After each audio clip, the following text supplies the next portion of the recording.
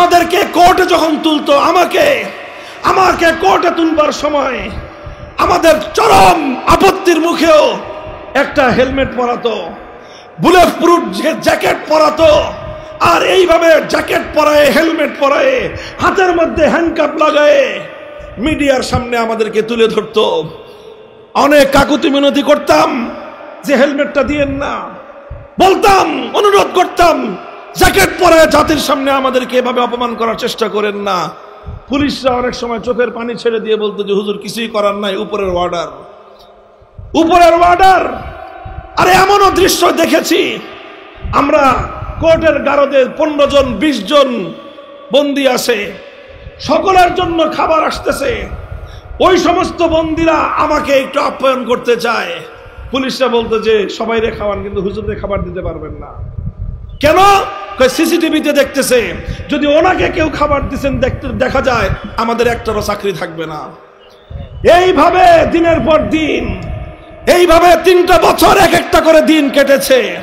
এক একটা দিন মনে হয়েছিল হাসরের মাঠের দিনের মতো। আমরা এগুলো সহ্য করেছি, আলহামদুলিল্লাহ, আলহামদুলিল্লাহ সহ্য করেছি।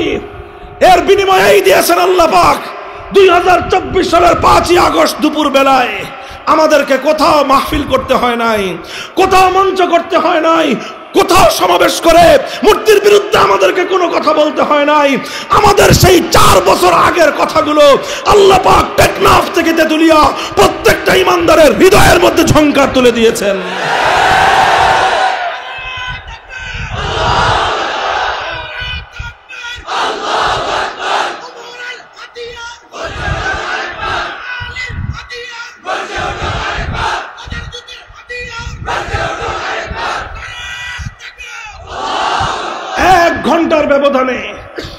এক ঘন্টার ব্যবধানে আলহামদুলিল্লাহ টেকনাফ থেকে তেতুলিয়া শুধু শেখ মুজিবুর রহমান সাহেবের না, যত সাহেবের মূর্তি ছিল বাংলার তৌহিদি জনতা সমস্ত মূর্তি তৌহিদি চেতনায় উজ্জীবিত হয়ে বুড়িগঙ্গার পানিতে ভাসিয়ে দিয়েছে।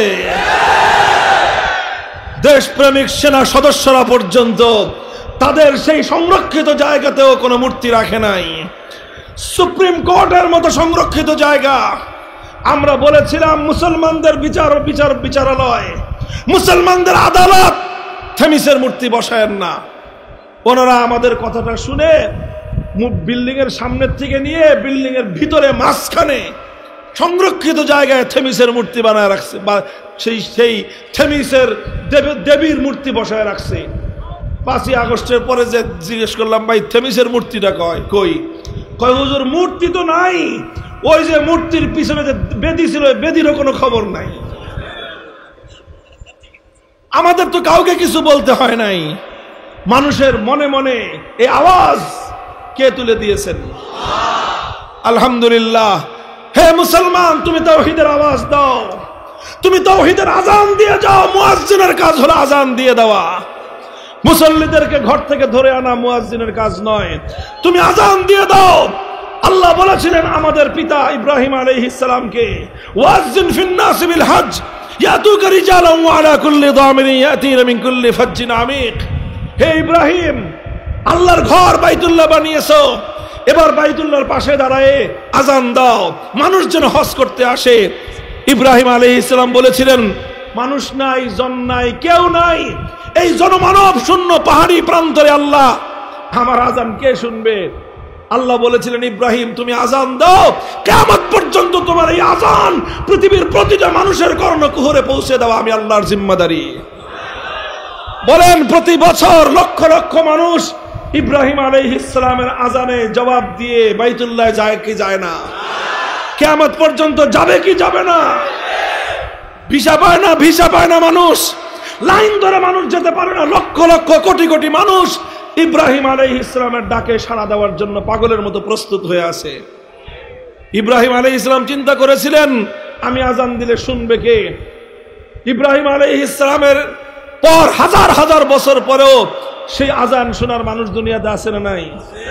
হে তাওহীদের অনুসারীরা, হে ইব্রাহিমী আদর্শের পতাকাবাহীরা, আল্লাহর পয়গম্বর ইব্রাহিমের উত্তরসূরিরা, আল্লাহর নবী মুহাম্মদ আরবি সাল্লাল্লাহু আলাইহি ওয়াসাল্লামের সচ্চা উম্মতেরা, তোমরা উঠো, দাঁড়াও, তাওহীদের আযান দাও, তাওহীদের আযান দাও। এই আযানের ধ্বনি আল্লাহ পাক প্রতিটি মুমিনের অন্তরে অন্তরে প্রতিধ্বনিত করবেন।